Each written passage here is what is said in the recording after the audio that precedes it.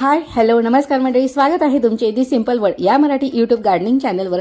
मंडळी, लास्टचा जो व्हिडिओ होता त्यामध्ये मी तुम्हाला जे पुण्यामध्ये प्रीमियर फ्लोरिकल्चर अँड हॉर्टिकल्चरचं शोकेस 4 दिवसाचं जे एक्झिबिशन होतं त्या रिगार्डिंगचा व्हिडिओ मी तुमच्याशी शेअर केलेला होता आणि त्या एक्झिबिशनमध्ये मी कुठल्या गोष्टी एक्सप्लोर केलेल्या होत्या हे देखील मी तुमच्याशी शेअर केलेलं होतं। त्या व्हिडिओमध्ये मी तुम्हाला म्हटलं होतं की मी या एक्झिबिशनमधून कुठले प्लांट परचेस केलेले होते आणि मला प्रत्येक प्लांटची किंमत ही 30 रुपयापासून सुरू झालेली होती। सो मी तुम्हाला आजच्या व्हिडिओमध्ये मी जे प्लांट परचेस केलेले होते ते देखील शेअर करणार होती, त्यासोबतच जे पॉट्स परचेस केलेले होते त्यांच्या देखील प्राइस शेअर करणार होती। सो मग ही जी क्लिप मी तुमच्याशी शेअर करत आहे ती लास्ट व्हिडिओ मधलीच आहे, फक्त तुम्हाला मागचा व्हिडिओ रिमाइंड करून देण्यासाठी मी शेअर करत आहे। आणि अजूनही जर तुम्ही तो व्हिडिओ बघितला नसेल तर नक्कीच चॅनलला जाऊन तो व्हिडिओ चेकआउट करा, कारण की खूप इन्फॉर्मेटिव्ह आणि कामाचा जो व्हिडिओ आहे। आणि तुम्ही ह्या वर्षी जर हे एक्झिबिशन मिस केलं असेल तर नेक्स्ट इयर मात्र हे एक्झिबिशन तुम्ही अजिबातच मिस करू नका। चला तर मग अधिक वेळ न घालवता आजच्या व्हिडिओला सुरुवात करूया आणि व्हिडिओ शेवटपर्यंत पहा, कारण की मी यामध्ये एक नवीन प्लांटचं रिपोर्टिंग देखील करणार आहे।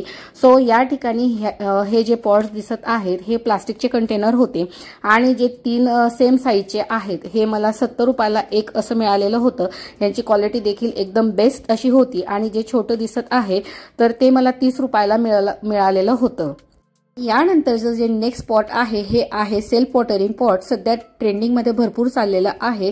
सो याची प्राइस होती 200 रुपये। याची साईज देखील छान होती। यामध्ये अशा प्रकारचं जे एक कॉटनचा नॉड असतो आणि खालचं जे पॉट असतं यामध्ये आपण पाणी भरून ठेवायचं असतं आणि वरच्या याच्यामध्ये जे आपण इंडोर किंवा ऑर्नामेंटल प्लांट्स लावलेले असतात तर ते प्लांट स्वतः वॉटर ऍब्सॉर्ब करत असतात त्यांच्या गरजेनुसार। सो ज्यांना रेग्युलरली बेसिसवर किंवा वीक मधून देखील पाणी द्यायला वेळ नसतो प्लांटला, सो त्यांच्यासाठी हे बेस्ट ऑप्शन आहे आणि इंडोर प्लांटसाठी तर एकदम बेटर असं ऑप्शन आहे। सो अशा प्रकारे या ठिकाणी मी अशा 5 प्रकारच्या कुंड्या ज्या होत्या त्या परचेस केलेल्या होत्या आणि ह्या सर्व ज्या कुंड्या होत्या त्या मी इंडोर प्लांटसाठीच परचेस केलेल्या होत्या। ऍक्च्युअली आउटडोअरसाठी प्लास्टिकची कुंडी ही बेस्ट नसते। या रिगार्डिंगचा देखील मी व्हिडिओ शेअर केला आहे की बागकामासाठी कुठल्या प्रकारच्या आपण कुंड्या सिलेक्ट करायला हव्या। सो तुम्ही नक्की तो देखील व्हिडिओ चेकआउट करा आणि मी या व्हिडिओच्या एंड स्क्रीनला देखील त्या व्हिडिओची नक्की स्क्रीन शेअर करेन। आता वेळ आहे की मी कुठल्या प्रकारचे प्लांट परचेस केलेले आहेत। सर्वात प्रथम येतं ते रबर प्लांट। सो मंडळी, हे एकदम छोटंसं असं जे रबर प्लांट आहे हे बेस्ट एअर प्युरिफायर प्लांट आहे। याला खूप कमी पाणी आणि सूर्यप्रकाशाची गरज असते आणि त्यानंतर 2 ते 3 महिन्यातनं एक वेळेस याला वर्मी कंपोस्ट किंवा शेणखत आपण याला देऊ शकता आणि खूप छान प्रकारे हे ग्रोथ करत असतं। सो अशा प्रकारे इंडोर प्लांटमध्ये मी या रबर प्लांटची खरेदी केलेली होती आणि हे अगदी मला फक्त 30 रुपयाला मिळालेलं होतं। सो जर आपण नर्सरीमध्ये रबर प्लांट परचेस करायला गेलो तर ते 300 रुपयाच्या पुढेच आपल्याला मिळत असतं आणि त्यातल्या त्यात ते साईज नुसार डिपेंड करत असतं।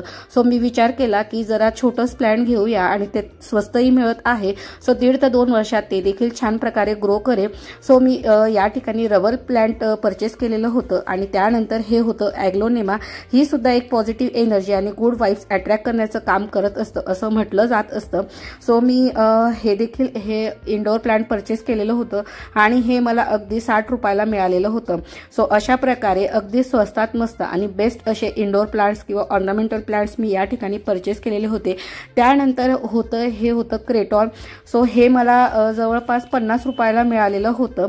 सो याची देखील प्राइस खूप कमी होती आणि नर्सरीमध्ये हे देखील जर आपण इंचेसनुसार घ्यायला गेलो तर हे देखील बरंच असं कॉस्टली प्लांट आहे। सो हे मला 50 रुपयाला मिळालेलं होतं आणि क्रोटॉन प्लांट्स देखील बेस्ट असं ऑर्नामेंटल प्लांट किंवा इंडोर प्लांट म्हणून ओळखलं जात असतं। त्यानंतर मी या ठिकाणी परचेस केलेलं होतं पीस लिली। सो या ठिकाणी मी रेड कलरची परचेस केलेली होती आणि याची प्राइस होती 200 रुपीज।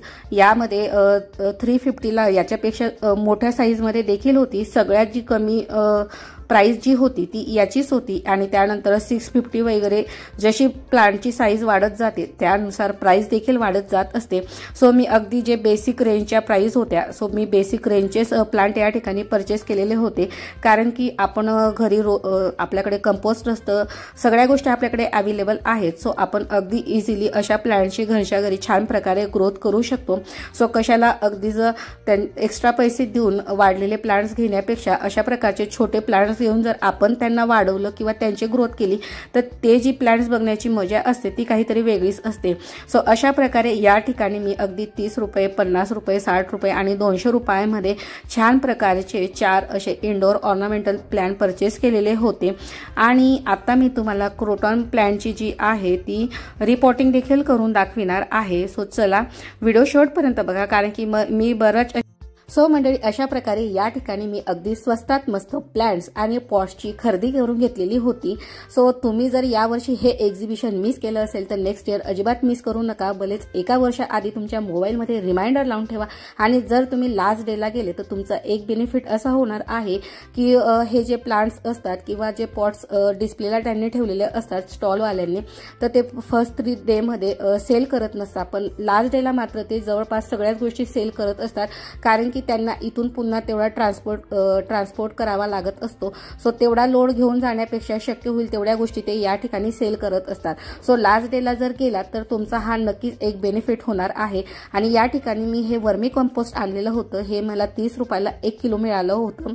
सो हे देखील खूप स्वस्त होतं, बऱ्याच गोष्टी खूप छान घेण्यासारख्या होत्या, पण ऑलरेडी माझ्याकडे गोष्टी होत्या म्हणून ज्या गोष्टी नव्हत्या तेवढ्याच मी या ठिकाणी परचेस केल्या होत्या आणि बाकी नेक्स्ट इयरला देखील आपल्याला शॉपिंग करण्यासाठी काहीतरी राहायला हवं म्हणून बाकी राहू दिले आणि एका वर्षात मला देखील अनुभव येऊन जाईल की हे प्लांट्स कसे सर्वाइव्ह करतात ते। चला तर मग आता या ठिकाणी मी क्रोटॉनचं रिपोर्टिंग करून घेणार होती। सो आणल्यानंतर 2 दिवस तरी मी त्यांना तसंच ठेवलेलं होतं, कारण की प्लांट्सची जागा बदलल्यानंतर प्लांट्स हे शॉकमध्ये जात असतात आणि जरी तुम्ही त्यांचं रिपोर्टिंग केलं तरी देखील ते 2 ते 8 दिवस ते तसेच शॉकमध्ये असतात। सो सर्वात प्रथम आपली जी नेहमीची मेथड असते ज्यावेळेस आपण प्लांट रिपोर्टिंग करत असतो ते म्हणजे पॉटिंग मिक्सचर तयार करणं। या ठिकाणी मी 30% कोकोपीट घेतलेलं होतं, 30% लाल किंवा काळी चिकट माती तुम्ही घेऊ शकता आणि हे जे होतं कंपोस्ट जे आपण होममेड तयार केलेलं होतं फुलांपासून, या रिगार्डिंगचा देखील इन डिटेल व्हिडिओ आपल्या चॅनलला आहे। सो मी हे जे कंपोस्ट होतं ते अशा प्रकारे मातीच्या कुंडीमध्ये भरून ठेवलेलं होतं सध्यासाठी।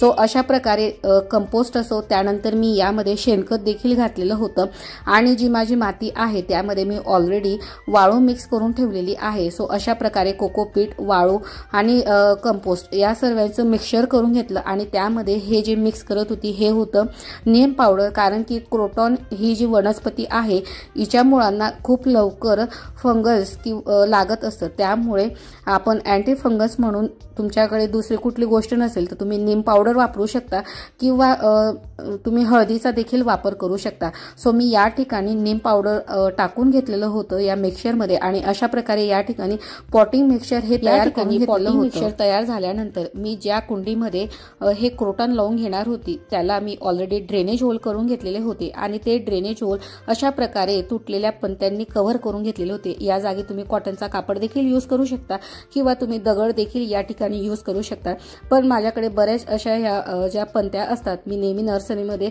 ज्यावेळेस कुंड्या घ्यायला जाते तर त्यांच्याकडे असे दिव्यांचे तुकडे असतात उरलेले, त्या ठिकाणाहून तुम्ही घेऊन यायचे। याने जर तुम्ही ड्रेनेज होल कव्हर केला तर तुमची जी माती आहे ती होलमध्ये जाऊन बसत नाही आणि जे होल असतात ते देखील स्टक होत नसतात। सो नेहमी अशा प्रकारे ड्रेनेज होल जे असतात ते नेहमी मोकळे राहत असतात। सो अशा प्रकारे आपण पॉटिंग मिक्सचरने कुंडी ही फुलफिल करून घ्यायची आहे। क्रोटॉन ही एक आकर्षक, सहज वाढणारी घरगुती अशी वनस्पती आहे जी तिच्या हिरव्या, लाल, नारंगी आणि पिवळ्या अशा वेगवेगळ्या शेड्समुळे ओळखली जात असते। यासाठी आपण वेल ड्रेन सॉइल मिक्सचर तर घेतलेलं आहे, ज्यातून त्याची जी रूट्स आहे ती मॉइस्चर राहतील। तसंच या क्रोटॉनमध्ये वेड्रा, गोल्ड स्टार, एल्नॉर रूझवेल्ट तसंच ओकलिप अशा वेगवेगळे प्रकार याच्यामध्ये येत असतात। सो अशा प्रकारचं जी बास्केट होती त्यामध्ये हे क्रोटॉनचं प्लांट त्यांनी लावलेलं होतं। सो ही जी बास्केटमधून त्यांना रिमूव्ह करणं थोडं कठीण होतं म्हणून मी बास्केटच डायरेक्ट कात्रीच्या सहाय्याने कट करून घेतलेली होती। त्यानंतर अगदी अलगदपणे म्हणजे त्यांची जी रूट्स होती त्याला कुठल्याही प्रकारचं डॅमेज होणार नाही अशा प्रकारे त्यांना हळूवार काढून घेत होती, पण तेवढ्यामध्ये या ठिकाणी मला हे दिसलं आणि मी अगदी ते हातातून त्याच ठिकाणी सोडून दिलं। त्यानंतर त्याला अगदी अलगद बाजूला केलं आणि अशा प्रकारे डीप होल करून घेतला हाताने आणि जो जितपावत पानं आहे तोपर्यंतचा जो भाग आहे तो पूर्णपणे पॉटिंग मिक्सचरमध्ये अशा प्रकारे तुम्ही डीप करून घ्यायचा आहे। नंतर अलगद हाताने ती सर्व जी माती आहे ती व्यवस्थित प्रकारे प्रेस करून घ्यायची आहे। क्रोटॉनची पाने ही धूळ चुंबक असतात। पाने स्वच्छ आणि धूळमुक्त ठेवण्यासाठी महिन्यातून 2दा ओल्या कपड्याने अगदी हळुवारपणे त्यांना पुसून घ्यायची असते। हिवाळ्यात अगदी कमी प्रमाणात यांना खत द्या किंवा देऊही नका। क्रोटॉनवर देखील मेलीबग, स्पायडर माइट्स आणि स्केल कीटकांसारखा अटॅक हा होत असतो आणि यांना रोजची जे सकाळचं गोड धूप असते किंवा जे सकाळचं कोवळं ऊन असतं ते यांना खूप आवडत असतं। सो याला आपण पूर्णपणे सावलीत देखील ठेवू शकत नाही आणि कडक अशा उन्हात देखील क्रोटॉनला आपण ठेवू शकत नाही। एकतर तुमची जर मोठी झाडं असेल त्यांच्या सावलीमध्ये तुम्ही यांना ठेवू शकता किंवा ज्या ठिकाणाहून ऊन येत असेल पण त्या ठिकाणी थोडी सावली देखील राहत असेल अशा कवळ्या उन्हामध्ये तुम्ही याला 5 ते 6 तासासाठी नक्कीच ठेवू शकता। पण पूर्णपणे सावली एरियामध्ये किंवा घरामध्ये मात्र याला ठेवू नका, त्याने याची वाढ देखील व्यवस्थित होत नाही आणि पाने गळायला मात्र नक्की सुरुवात होत असते। सो मंडळी, अशा प्रकारे मी या ठिकाणी क्रोटॉनची रिपोर्टिंग करून घेतलेली होती। जर तुम्हाला क्रोटॉनवर अगदी इन डिटेल व्हिडिओ हवा असेल तर मला नक्कीच कमेंट सेक्शनमध्ये सांगा, तर मी या रिगार्डिंग देखील इन डिटेल व्हिडिओ तुमच्याशी नक्की शेअर करेन। सो अशा प्रकारे क्रोटॉन लावल्यानंतर मी त्याला पाणी देऊन घेतलेले होते। सो आजचा हा व्हिडिओ आणि या व्हिडिओतील माहिती तुम्हाला कशी वाटली मला नक्कीच कमेंट सेक्शनमध्ये सांगा आणि आजचा हा व्हिडिओ तुम्हाला थोडा जरी हेल्पफुल ठरला असेल तर व्हिडिओला नक्कीच लाईक करा आणि जरी व्हिडिओ आवडला नसेल तरी देखील मात्र लाईक करायला विसरू नका किंवा त्याला कंजूसी करू नका। जर हा व्हिडिओ तुम्ही पहिल्यांदाच बघत असाल आणि चॅनलवर देखील पहिल्यांदाच आला असाल तर दी सिंपल वर्ल्ड या यूट्यूब चॅनलला नक्कीच सबस्क्राईब करा। त्यासमोर असलेलं बेल आयकॉनला देखील प्रेस करा आणि त्यासमोरचं ऑलला ऑप्शन नक्की सिलेक्ट करा, जेणेकरून येणारा माझा प्रत्येक व्हिडिओ तुम्हाला, कारण की असेच नवनवीन आणि माहितीपूर्वक गार्डनिंग रिलेटेडचे व्हिडिओ मी तुमच्यासाठी घेऊन येत असते। उरलेले आपले जे रबर प्लांट होतं, पीस लिली होतं आणि जे ॲग्लोनियमा होतं त्यांचं देखील मी रिपोर्टिंग करणार आहे आणि त्यांची देखील व्हिडिओ मी तुमच्याशी नक्की शेअर करेन। त्यासोबतचे त्यांच्या टिप्स आणि ट्रिक्स आणि त्यांची कुठली केअर घ्यायची हे देखील नक्की शेअर करेन। त्यासाठी मात्र तुम्हाला नक्की चॅनलला कनेक्ट राहावं लागेल। चला तर मग मंडळी, भेटूया पुन्हा एका नवीन आणि माहितीपूर्वक व्हिडिओमध्ये। तोपर्यंत मात्र चॅनलवर असलेल्या बाकी व्हिडिओंचा देखील नक्कीच आनंद घ्या। व्हिडिओला मात्र एक लाईक आणि कमेंट करायला मात्र विसरू नका। जर तुम्हाला इन डिटेल व्हिडिओ हवा असेल क्रोटॉन बद्दलचा किंवा काहीही कुठल्याही प्लांट बद्दल काहीही समस्या असेल तर नक्कीच कमेंट करा। कमेंटमध्ये तुमच्या प्रश्नाला नक्कीच उत्तर देण्यात येईल। So bye.